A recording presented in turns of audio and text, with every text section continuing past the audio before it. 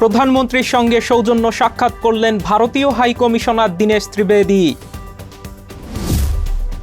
সৌদিতে অগ্নিকাণ্ডে ১৬ বাংলাদেশের মৃত্যু, নওগাঁ, নাটোর, রাজশাহী জুড়ে শোকের মাতম। অস্ত্রের মজুদ কমছে যুক্তরাষ্ট্রের, উৎপাদন বাড়ানোর নির্দেশ পেন্টাগনের। স্বাগত জানাচ্ছি আশা হোম কেয়ার প্রাইম নিউজ আয়োজনে। আপনাদের সাথে আছি আমি হাবিবুর রহমান। এতক্ষণ শিরোনাম দেখছিলেন, এবারে বিস্তারিত। ছোটবেলায় আমাকে রেখে মা যখন কাজে যেতেন তখন তার দুশ্চিন্তার শেষ ছিল না, আর এখন আমার সেই অবস্থা। চিন্তা নেই, আপনার পাশে আছে আশা লেক্সা। ৫ মাস ধরে চলা মধ্যপ্রাচ্য যুদ্ধে যুক্তরাষ্ট্রের ক্ষেপণাস্ত্র প্রতিরক্ষা ব্যবস্থার মজুদে বড় ধরনের টান পড়েছে। দেশটি চাইছে এই শূন্যতা দ্রুত পূরণ করতে। বিস্তারিত ডেস্ক রিপোর্টে।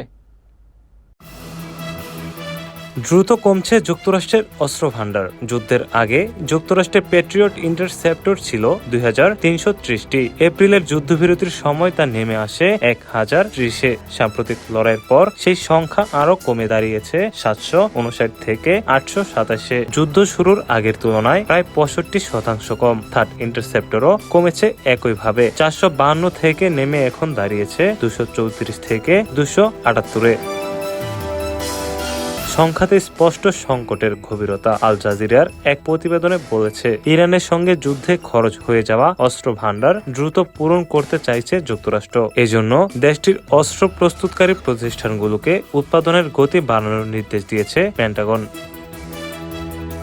ওয়াশিংটন পোস্টের হাতে আসা একটি চিঠিতে দেখা যায়, উপপ্রতিরক্ষা সচিব স্টিভ ফাইনবার্গ বুধবার অস্ত্র শিল্পের কর্তাদের ২১ দিন সময় বেঁধে দিয়েছেন। এর মধ্যেই দ্রুত উৎপাদন ও সরবরাহের পরিকল্পনা জমা দিতে বলা হয়েছে তাদের। চিঠিতে তিনি স্পষ্ট করে লেখেন, বছরের পর বছর ধরে চলা উন্নয়ন প্রক্রিয়া আর মানা হবে না। থিঙ্ক ট্যাঙ্ক CSIS এর বিশ্লেষণ বলছে, প্যাট্রিয়ট আর থার্ড ক্ষেপণাস্ত্র প্রতিরোধী ব্যবস্থার মজুদ কমে যাওয়ায় বিপদ বাড়ছে যুক্তরাষ্ট্র ও তার মধ্যপ্রাচ্যীয় মিত্রদের মধ্যে। তবে এই ঘাটতির খবরে ক্ষুব্ধ প্রতিক্রিয়া দেখিয়েছেন প্রেসিডেন্ট ডোনাল্ড ট্রাম্প। তার দাবি, যুক্তরাষ্ট্রের হাতে বিপুল অস্ত্র মজুদ আছে, আর দেশের ইতিহাসে সবচেয়ে বেশি সংখ্যক অস্ত্র কারখানা এখন তৈরি হচ্ছে। পেন্টাগনের মুখপাত্র পার্নেল অবশ্য নিশ্চিত করেছেন, ফাইনবার্গের এই চিঠি সত্যি, আর এটি প্রতিফলিত হবে ২০২৮ অর্থ বছরের বাজেট প্রস্তাবে, যা প্রতিরক্ষা শিল্প পুনর্গঠনের চলমান উদ্যোগেরই অংশ বলে জানান তিনি। এদিকে কংগ্রেসে আটকে আছে প্রতিরক্ষা ব্যয় বিল। আইন প্রণেতারা বিরোধিতা করেছেন পেন্টাগনের বাজেট ৯০০ বিলিয়ন থেকে বাড়িয়ে $১.৫ ট্রিলিয়ন করার প্রস্তাবে। বিশেষজ্ঞদের হিসাবে তহবিল বাড়লেও মজুদ যুদ্ধ পূর্ব অবস্থায় ফিরতে লাগবে অন্তত ৩ বছর। CSIS বিশ্লেষণের একজন লেখক, অবসরপ্রাপ্ত মেরিন কর্নেল মার্ক ক্যানসিয়ান আল জাজিরাকে বলেন, ইন্টারসেপ্টরের মজুদ এতটাই তলানিতে যে এর কোনো বিকল্প নেই তাদের হাতে। তার ভাষায়, প্যাট্রিয়ট ফুরিয়ে গেলে শত্রুর ক্ষেপণাস্ত্র সরাসরি লক্ষ্যভেদ করবে। ATV USA news desk. ওয়েলসের এক সৈকতে ভেসে আসা বিরল প্রজাতির একটি কচ্ছপকে এবার উড়োজাহাজে করে ফেরত পাঠানো হচ্ছে তার আসল ঠিকানা মেক্সিকো উপসাগরে, ৫,০০০ মাইলেরও বেশি পথ পাড়ি দিয়ে। বিবিসির প্রতিবেদন অনুসারে বিস্তারিত থাকছে ডেস্ক রিপোর্টে। ওয়েলসের এক সৈকতে ভেসে আসা বিরল প্রজাতির একটি কচ্ছপকে এবার উড়োজাহাজে করে ফেরত পাঠানো হচ্ছে তার আসল বাড়ি মেক্সিকোতে। এই দীর্ঘযাত্রার পরিকল্পনা করতেই লেগেছে প্রায় ২ বছর। কচ্ছপটির জন্য তৈরি করা হয়েছে বিশেষ তাপমাত্রা নিয়ন্ত্রিত এক বাক্স, আর ২ দেশের জটিল কাগজপত্রের ঝক্কিও সামলাতে হয়েছে কর্মীদের। রোসি নামের এই ক্যাম্পস রিডলি প্রজাতির সামুদ্রিক কচ্ছপটিকে ২০২৩ সালের ডিসেম্বরে প্রায় মৃত অবস্থায় খুঁজে পাওয়া যায়। এরপর ২ বছরেরও বেশি সময় ধরে অ্যাংলো-সি জুর কর্মীরা যত্ন নিয়ে তাকে সুস্থ করে তুলেছেন। এবার শুরু হয়েছে তার বাড়ি ফেরার পালা, আর সেই যাত্রা মোটেও সহজ নয়। মেঘ নামের এক কুকুর তার মালিকের সঙ্গে হাঁটতে বেরিয়ে অ্যাংলোসির রোসনেইগর সৈকতের কাছে কচ্ছপটিকে খুঁজে পায়, যার নামকরণ হয় সেই জায়গার নামানুসারে। তখন তার বয়স ছিল ২ বছরেরও কম, আর শরীরের অবস্থা এতটাই খারাপ ছিল যে বেঁচে থাকাটাই ছিল অনিশ্চিত। ঠান্ডা পানিতে দীর্ঘদিন থাকায় কচ্ছপটি এক ধরনের ধকলের শিকার হয়, যাকে বিশেষজ্ঞরা বলেন কোল্ড স্ট্যান্ড অবস্থা। চিড়িয়াখানার কর্মীদের ধারণা, প্রবল বাতাসের কারণে পথ হারিয়ে সে ঠান্ডা পানিতে চলে এসেছিল। 2.5 বছরের যত্নে রোজের শরীরে এসেছে বিশাল পরিবর্তন। 1 কেজির কম ওজনের সেই দুর্বল কচ্ছপ এখন 21 কেজির সুস্থ সবল এক প্রাণী। ওজন বেড়েছে প্রায় 3 গুণ। যাত্রাপথও কম রোমাঞ্চকর নয়। প্রথমে হেলিকপ্টারে অ্যাংলোসি থেকে লন্ডন, এরপর কার্গো বিমানে যুক্তরাষ্ট্রের টেক্সাসের হিউস্টন। পুরো পথ পানির বাইরে কাটাতে হচ্ছে রোসিকে। তাই যত দ্রুত সম্ভব যাত্রা শেষ করাই এখন কর্মীদের মূল লক্ষ্য, যাতে তার শরীর শুকিয়ে না যায়। চিড়িয়াখানার কিউরেটর ম্যাট ডেভিডসনের ভাষায়, রোসের চোখের জন্য ব্যবহার করা হচ্ছে কেওয়াই জেলি, যা সাধারণত যৌন লুব্রিক্যান্ট হিসেবে পরিচিত, কারণ এটি চোখের জন্য নিরাপদ ও কোমল। আর সারা শরীর ও খোলসে মাঝখানে হচ্ছে ভ্যাসলিন, যাতে চামড়া বা খোলস শুকিয়ে ফাটতে বা খসে পড়তে না পারে। ডেভিডসন মজা করে বলেন, একবার এক ফার্মেসিতে 8টা কেওয়াই জেলির টিউব আর 3 কৌটা ভ্যাসলিন নিয়ে কাউন্টারে দাঁড়াতে হয়েছিল তাকে। তখন দোকানীদের অবাক দৃষ্টির সামনে পুরো ঘটনা ব্যাখ্যা করতে হয় তাকে। ক্যাম্পস রিডলি প্রজাতির বিশ্বের সবচেয়ে বিরল সামুদ্রিক কচ্ছপ হিসেবে গণ্য করা হয়। এই প্রজাতি শুধু মেক্সিকো ও যুক্তরাষ্ট্রের টেক্সাসের 2টি সৈকতেই ডিম পাড়ে। ATV USA news desk. এবার ছোট্ট একটা বিরতি নিচ্ছি, ফিরে এসে থাকছে। এসএসসির ফলাফল প্রকাশ, পাশের হার 62.25%, এগিয়ে ছাত্রীরা। ব্যস্ততার কারণে বাবা মার সঠিক যত্ন নিতে পারছিলাম না। তারপর সন্ধান পেলাম আশা হোম কেয়ারে। আশা হোম কেয়ার, ভালোবাসার পরশে প্রবীণদের পাশে।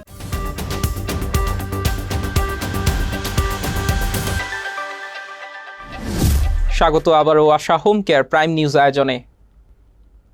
প্রধানমন্ত্রী তারেক রহমানের সঙ্গে সৌজন্য সাক্ষাৎ করেছেন ঢাকায় নিযুক্ত ভারতীয় হাই কমিশনার দীনেশ ত্রিবেদী। আজ সোমবার সচিবালয়ে প্রধানমন্ত্রীর কার্যালয়ে অনুষ্ঠিত এই বৈঠকে উঠে আসে দুই দেশের দ্বিপক্ষীয় সম্পর্কের নানা দিক। বেলা 11টার দিকে সচিবালয়ে এই সাক্ষাৎ অনুষ্ঠিত হয় বলে জানান প্রধানমন্ত্রীর উপপ্রেস সচিব জাহিদুল ইসলাম রনি। তিনি জানান, এটি ছিল একটি সৌজন্য সাক্ষাৎ, যেখানে দুই দেশের দ্বিপক্ষীয় সম্পর্ক ও পারস্পরিক স্বার্থ সংশ্লিষ্ট বিভিন্ন বিষয় নিয়ে আলোচনা হয়। বাংলাদেশ আশা করে ভারত শেখ হাসিনাকে প্রত্যর্পণ প্রক্রিয়ায় ত্বরান্বিত করবে। এছাড়া শহীদ ওসমান হাদি হত্যাকাণ্ডে জড়িত ব্যক্তিদের বাংলাদেশে ফিরিয়ে দেওয়ার বিষয়েও ভারতের প্রতি অনুরোধ পুনর্ব্যক্ত করা হয়। বৈঠকে উপস্থিত ছিলেন পররাষ্ট্রমন্ত্রী খলিলুর রহমান এবং প্রধানমন্ত্রীর পররাষ্ট্র বিষয়ক উপদেষ্টা হুমায়ুন কবির। গত জুনে বাংলাদেশের দায়িত্ব নেওয়ার পর এই প্রথমবারের মতো প্রধানমন্ত্রীর সঙ্গে বৈঠক করলেন দীনেশ ত্রিবেদী। এর আগে তিনি বৈঠক করেছেন পররাষ্ট্রমন্ত্রী খলিলুর রহমান এবং পররাষ্ট্র বিষয়ক প্রতিমন্ত্রী শামা উবায়েদের সঙ্গেও। গত 25 জুন সাবেক রাষ্ট্রপতি মোহাম্মদ শাহাবুদ্দিনের কাছে পরিচয়পত্র পেশ করে আনুষ্ঠানিকভাবে দায়িত্ব গ্রহণ করেন তিনি। এর একদিন আগে রোববার ঢাকার ভারতীয় ভিসা আবেদন কেন্দ্রে এক অনুষ্ঠানে সাংবাদিকদের সঙ্গে আলাপকালে প্রধানমন্ত্রীর সঙ্গে সাক্ষাৎ প্রসঙ্গে দীনেশ ত্রিবেদী বলেছিলেন, বাংলাদেশের প্রধানমন্ত্রীকে তারা সবাই অত্যন্ত সম্মান করেন এবং তিনি একজন জনবান্ধব নেতা। দুই দেশের নেতাদের মধ্যে আলোচনা হলে জটিল সমস্যারও সমাধান সম্ভব বলে মন্তব্য করেন তিনি, কারণ যোগাযোগ সচল থাকলেই সমাধানের পথ খোলে। সৌদি আরবের রিয়াদে একটি সোফা তৈরির কারখানায় ভয়াবহ অগ্নিকাণ্ডে প্রাণ গেছে 16 জন বাংলাদেশি শ্রমিকের। রিয়াদে বাংলাদেশ দূতাবাস এই মৃত্যুর সংখ্যা নিশ্চিত করেছে। বিস্তারিত ডেস্ক রিপোর্টে।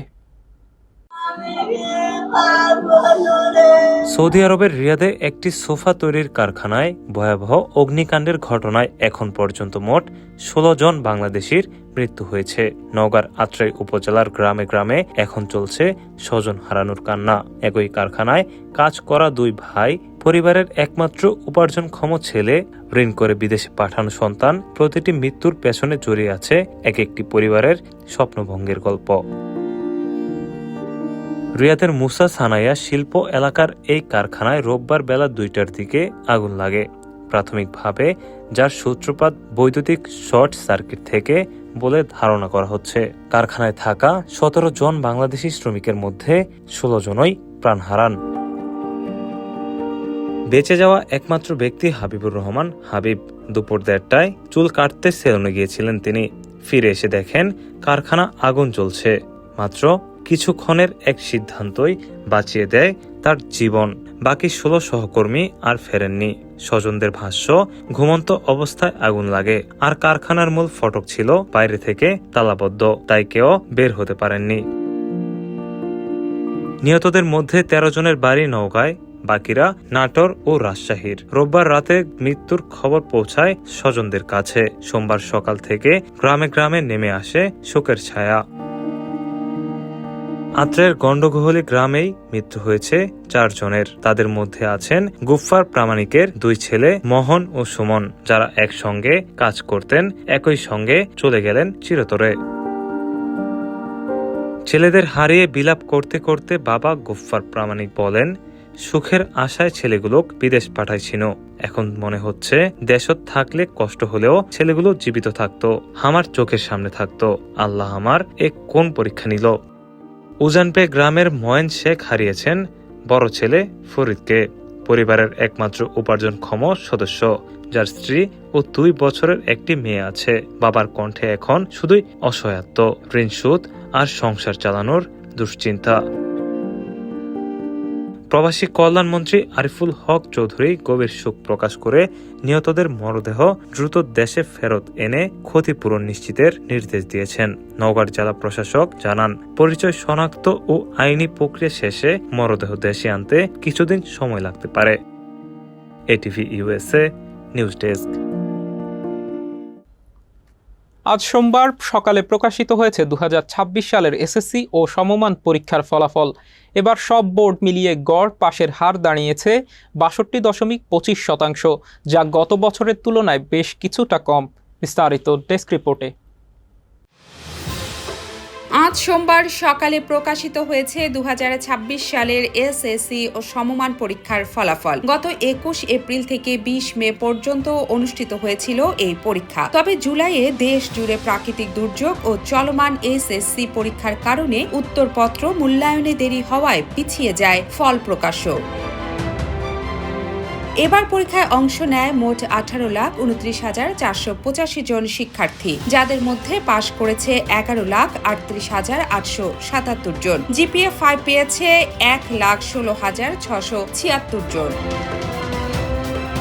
9টি সাধারণ শিক্ষা বোর্ডে পাশের হার 64.05%, যা গত বছরের 68.04%-এর চেয়ে প্রায় 4% কম। মাদ্রাসা বোর্ডে পাশের হার 55.49% আর কারিগরি শিক্ষা বোর্ডে 58.20%।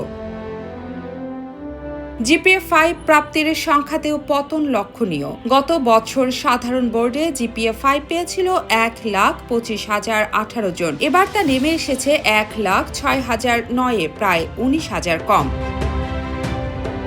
ফলাফলে আবারও নিজেদের শ্রেষ্ঠত্ব প্রমাণ করেছে ছাত্রীরা। পাশের হারে ছাত্রীরা 66.68%, বিপরীতে ছাত্রদের হার 57.86%। জিপিএ 5 প্রাপ্তদের মধ্যেও ছাত্রীর সংখ্যা 63,896, যেখানে ছাত্র মাত্র 52,780 জন। এবারের ফলাফলে দেশের 669টি প্রতিষ্ঠানের সব শিক্ষার্থী পাশ করেছে। তবে উল্টো চিত্র কম নয়, 312টি প্রতিষ্ঠানের কোনো শিক্ষার্থী পাশ করতে পারেনি, যা গত বছরের তুলনায় 178টি বেশি। এর মধ্যে সবচেয়ে বেশি 226টি প্রতিষ্ঠানই মাদ্রাসা শিক্ষা বোর্ডের অধীনে। ATV USA news desk. নারায়ণগঞ্জের সোনারগাঁওয়ে লাথি খাওয়ার ভিডিও ভাইরাল হওয়ার পর বিদ্যালয় থেকে টিসি পাওয়ার অভিযোগ ওঠা সেই শিক্ষার্থী অবশেষে ফিরেছে শ্রেণীকক্ষে। প্রশাসনের হস্তক্ষেপে কেটেছে জটিলতা। গত কয়েকদিন আগে সামাজিক যোগাযোগ মাধ্যমে ছড়িয়ে পড়া একটি ভিডিওতে দেখা যায় শীতলক্ষ্যা নদীর পাড়ে ওয়াকওয়েতে স্কুল ড্রেস পরা এক ছাত্রীকে পেছন থেকে লাথি মারছে এক কিশোর। প্রতিবাদ করার পরও থামেনি সেই নির্যাতন। ফেসবুক ও টিকটকে ভিডিওটি ছড়িয়ে পড়ার পর দেশজুড়ে তৈরি হয় ব্যাপক ক্ষোভ ও আলোচনা। স্থানীয়রা অভিযুক্ত কিশোরকে ধরে সালিশ করে কান ধরে উঠবস করান। কিন্তু এই ঘটনার মধ্যেই উঠে আসে নতুন অভিযোগ। ভুক্তভোগী শিক্ষার্থীকেই বিদ্যালয় থেকে টিসি দেওয়া হয়েছে। পরিবারের ভাষ্যমতে কর্তৃপক্ষ মেয়েকে স্কুলে আসতে নিষেধ করেছিল, যা নিয়ে তৈরি হয় নতুন সমালোচনার ঝড়। এই পরিস্থিতিতে হস্তক্ষেপ করেন প্রশাসন। উপজেলা নির্বাহী কর্মকর্তা কাঁচপুর ওমর আলী উচ্চ বিদ্যালয়ের ভারপ্রাপ্ত প্রধান শিক্ষক আব্দুল মতিন প্রধানকে ডেকে শিক্ষার্থীকে পুনরায় পড়ানোর নির্দেশ দেন। এরপর গতকাল রোববার ভুক্তভোগী ও তার পরিবারকে বিদ্যালয়ে ডেকে নিয়মিত ক্লাস করার কথা জানানো হয়। ছাত্রীর বাবা জানান, 2 দিন ধরে তার মেয়ে নিয়মিত বিদ্যালয়ে গিয়ে ক্লাস করছে, যাতে খুশি পুরো পরিবার। প্রধান শিক্ষক আব্দুল মতিন প্রধান বলেন, এখন আর কোনো সমস্যা নেই এবং শিক্ষার্থীর প্রতি বিদ্যালয় কর্তৃপক্ষ বিশেষ নজর রাখবে। এদিকে অভিযুক্ত কিশোরকে রংপুরের গ্রামের বাড়ি থেকে থানায় নিয়ে আসে সোনারগাঁও পুলিশ। ভুক্তভোগী পরিবার মামলা না করায় সমাজসেবা বিভাগের প্রবেশন কর্মকর্তার তত্ত্বাবধানে তাকে পরিবারের জিম্মায় দেওয়া হয়। আবারও একটা বিরতি নিচ্ছি, ফিরে এসে থাকছে সরাসরি 2027 বিশ্বকাপে বাংলাদেশ স্বস্তি লিটনদের শিবিরে।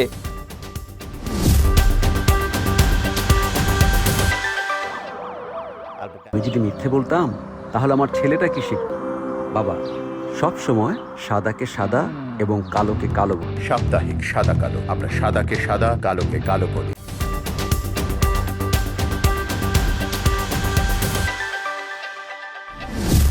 ফিরে এলাম আশা হোম কেয়ার প্রাইম নিউজে। এবার খেলার খবর। ঘরের মাঠে টানা 4টি সিরিজ জিতে বড় এক দুশ্চিন্তা থেকে মুক্ত হয়েছে বাংলাদেশ। এখন সরাসরি 2027 ওয়ানডে বিশ্বকাপে অংশ নেওয়ার টিকিট নিশ্চিত করে ফেলেছে লিটন দাসের দল।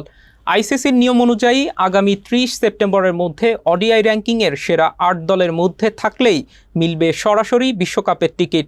আর সেই হিসাবেই স্বস্তির খবর পেয়েছে বাংলাদেশ। বর্তমানে 83 পয়েন্ট নিয়ে র্যাঙ্কিংয়ে 9 নম্বরে বাংলাদেশ। তবে বিশ্বকাপের স্বাগতিক হিসেবে দক্ষিণ আফ্রিকা এমনিতেই সুযোগ পেয়ে গেছে খেলার। 4 নম্বরে থাকা এই দলটি বাদ পড়ায় বাংলাদেশের প্রকৃত অবস্থান দাঁড়ায় 8 নম্বরে, অর্থাৎ সরাসরি বিশ্বকাপের জায়গা। এই মুহূর্তে সবচেয়ে বেশি ঝুঁকিতে ওয়েস্ট ইন্ডিজ। 77 পয়েন্ট নিয়ে র্যাঙ্কিংয়ের 10 নম্বরে থাকা দলটির হাতে আছে ভারতের বিপক্ষে 2টি ওয়ানডে ম্যাচ। দুটিতেই জিতলেও তাদের পয়েন্ট দাঁড়াবে 82, যা বাংলাদেশের চেয়ে 1 পয়েন্ট কম। ফলে সরাসরি বিশ্বকাপ খেলার সুযোগ থাকছে না ক্যারিবীয়দের। দীর্ঘদিন ক্যান্সারে ভুগে গত শুক্রবার রাতে রোজারিওতে মৃত্যুবরণ করেন লিওনেল মেসির বাবা হোর্হে মেসি। ছেলের ফুটবলার হয়ে ওঠার পেছনে যার অবদান অসামান্য, সেই মানুষটিকে হারিয়ে শোকস্তব্ধ পুরো আর্জেন্টিনা। গতকাল রোববার পেরেজ শহরের এল প্রাদো সিমেট্রিতে 68 বছর বয়সী হোর্হে মেসিকে সমাহিত করা হয়। কঠোর নিরাপত্তায় ঘেরা অনাড়ম্বর এই শেষকৃত্যে ছিলেন কেবল পরিবারের ঘনিষ্ঠজনরা, স্ত্রী আন্তোনেলা, ভাই ও বোনেরা। সাধারণ মানুষের প্রবেশ ছিল নিষিদ্ধ, তবু সিমেট্রির প্রাচীরে ঝুলেছে স্টে স্ট্রং লিও লেখা ব্যানার। জমেছে ফুলের স্তূপ, ভক্তদের নীরব শ্রদ্ধাঞ্জলি। খবর পেয়ে শনিবার রাতেই পরিবার নিয়ে রোজারিওতে ছুটে যান মেসি। জাতীয় দলের সতীর্থ লিওনার্দো পারেদেস ও রদ্রিগো ডি পল জানিয়েছেন এই কঠিন সময়ে পাশে থাকার কথা। মৃত্যুর কারণ প্রকাশ না হলেও গণমাধ্যম বলছে দীর্ঘদিন ক্যান্সারে ভুগছিলেন হোর্হে। ছোটবেলায় বিরল রোগে আক্রান্ত মেসিকে বার্সেলোনা যখন সই করায় চাকরি ছেড়ে অনিশ্চয়তার ঝুঁকি নিয়ে ছেলেকে নিয়ে স্পেনে পাড়ি জমিয়েছিলেন হোর্হে। সেই ত্যাগেই গড়া আজকের মেসি, যার কাছে বাবা ছিলেন এক পিতার চেয়েও ঢের বেশি কিছু। শেষ করার আগে থাকছে বিনোদনের খবর। মুক্তির মাত্র 3 সপ্তাহেই বিশ্ব বক্স অফিসে $1 বিলিয়ন মাইলফলক ছুঁয়েছে ক্রিস্টোফার নোলানের দ্য ওডিসি। হোমারের কালজয়ী মহাকাব্য অবলম্বনে নির্মিত সিনেমাটি 17 জুলাই মুক্তির পর থেকেই দর্শক আগ্রহ ও ব্যবসায়িক সাফল্যে এগিয়ে চলেছে। উত্তর আমেরিকার বাজারে এখন পর্যন্ত সিনেমাটির আয় $429.65 মিলিয়ন, আর আন্তর্জাতিক বাজার থেকে এসেছে আরও $578.8 মিলিয়ন।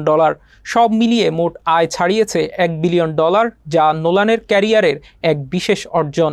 2012 সালে দ্য ডার্ক নাইট রাইজেস এর পর আর তার কোনো সিনেমা এই মাইলফলক ছুঁতে পারেনি। দ্রুতই এটি হতে চলেছে নোলানের সবচেয়ে বেশি আয় করা সিনেমা। ইতিমধ্যেই পেছনে ফেলার পথে আছে দ্য ডার্ক নাইট ও দ্য ডার্ক নাইট রাইজেসের রেকর্ড। তবে এখানেই থামছে না যাত্রা।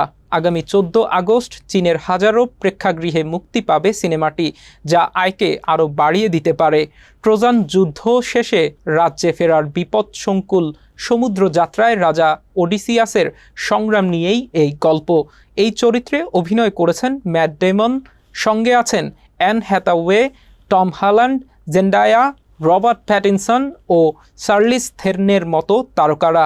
চলতি বছরে $1 বিলিয়ন বেশি আয় করা পঞ্চম সিনেমা এটি। এর আগে এই তালিকায় ছিল Spiderman Brand New Day, Toy Story 5, The Super Mario Galaxy Movie ও মাইকেল। বিশ্বজুড়ে অ্যাকশন সিনেমার কিংবদন্তি জ্যাকি চ্যান। তার প্রতিটি স্ট্যান্ড, প্রতিটি সিনেমা নিয়ে ভক্তদের আগ্রহের শেষ নেই। কিন্তু নিজের পরিবারের অতীত সম্পর্কে খোদ জ্যাকি চ্যানই ছিলেন সম্পূর্ণ অন্ধকারে। তার পরিবারের সেই লুকানো ইতিহাস নিয়েই 2003 সালে মুক্তি পেয়েছিল documentary film traces of the dragon, Jackie Chan and his lost family. পরিচালক মেবেল চিউয়েংয়ের এই তথ্যচিত্রে বেরিয়ে এসেছে এমন সব সত্য। বিস্তারিত ডেস্ক রিপোর্টে। আপনার প্রিয় অ্যাকশন তারকা জ্যাকি চ্যানের মা যদি হতেন অপরাধ জগতের প্রভাবশালী আফিম ব্যবসায়ী আর বাবা গোপন দলের গুপ্তচর, তাহলে কেমন হতো?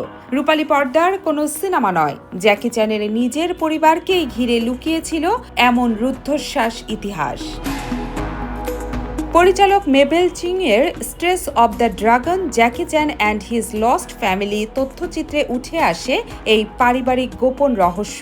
1949 সালে চীনে কমিউনিস্ট বিপ্লবের সময় আগের সংসারের 4 সন্তানকে চীনে ফেলেই হংকংয়ে পালিয়ে যান জ্যাকির বাবা মা। সেখানে রয়ে যান বাবার আগের ঘরের 2 ছেলে এবং মায়ের আগের ঘরের 2 মেয়ে। ডকুমেন্টারিতে উন্মোচিত হয় এক রোমাঞ্চকর সত্য। জ্যাকির মা এক সময় সাংহাইয়ের অপরাধ জগতের প্রভাবশালী জুয়ারি ও আফিম চোরা কারবারি ছিলেন, আর বাবা ছিলেন গোপন গুপ্তচর ও গ্যাং লিডার। এক অভিযানে আফিম চোরাচালানের অভিযোগে মাকে গ্রেপ্তার করার সময়ই প্রথম দেখা হয়েছিল এই দম্পতির। সবার কাছে জ্যাকির মা ছিলেন একজন সাধারণ গৃহিণী, তাই এই আসল পরিচয় জানার পর স্তম্ভিত হয়ে যান জ্যাকি নিজেও। জানা যায় জ্যাকির আসল বংশীয় পদবীও চ্যান নয়, তার বাবার আসল নাম ফাং দাওলাং। 90-এর দশকের শেষে চীনে থাকা 2 সৎ ভাইয়ের সঙ্গে বাবা দেখা করলেও নিজের তারকা পরিচয়ের নিরাপত্তার খাতিরে সেখানে যেতে পারেননি জ্যাকি। 2002 সালে মায়ের মৃত্যুর পর এই ডকুমেন্টারি খসড়া দৃশ্য দেখে আবেগ আপ্লুত হয়ে পড়েছিলেন জ্যাকি চ্যান। পর্দায় দুর্দান্ত স্ট্যান্ডে বিশ্বজুড়ে কোটি মানুষকে মুগ্ধ করা এই মহাতারকার নিজের জীবনী যে আস্ত এক রোমাঞ্চকর সিনেমা, তা আরও একবার প্রমাণ করল তার পারিবারিক ইতিহাস। এটিভি USA বিনোদন ডেস্ক। আশা হোম কেয়ার প্রাইম নিউজ শেষ করার আগে শিরোনামগুলো আরও একবার। প্রধানমন্ত্রীর সঙ্গে সৌজন্য সাক্ষাৎ করলেন ভারতীয় হাই কমিশনার দীনেশ ত্রিবেদী। সৌদিতে অগ্নিকাণ্ডে 16 বাংলাদেশের মৃত্যু, নওগাঁ, নাটোর, রাজশাহী জুড়ে শোকের মাতম।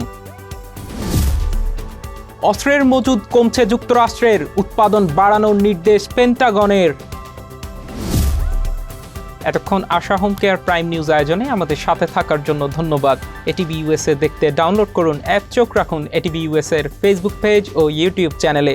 থাকুন এটিভি US এর সাথে, থাকুন সংবাদে, সংস্কৃতিতে, বিশ্বজুড়ে বাঙালিয়ানায়।